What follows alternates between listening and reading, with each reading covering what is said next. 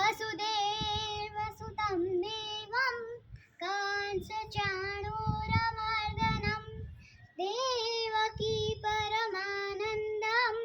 कृष्णं वन्दे जगद्गुरुं हरे कृष्ण वन्दे जगद्गुरुं अजोऽपि सन्नव्य आत्मा भूतानामीशरोऽपि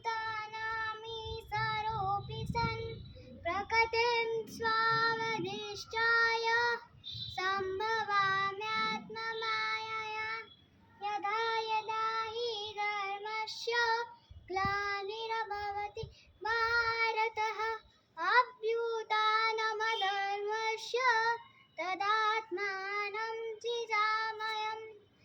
परित्राणाय साधूनां विनाशाय चतुष्षितं धर्मसंस्थापनार्थाय सम्भवामि युगे युगे धर्म कर्म च मे दिव्यमेवं यो वेत्ति तत्त्वतः तत्त्वादेव पुनर्जन्म नेति मामेति सोऽर्जुनं वीतरागभयक्रोध मन्मया मामुपाश्रिताः बहवो ज्ञानतपसा भूता मद्मा ममाग्रता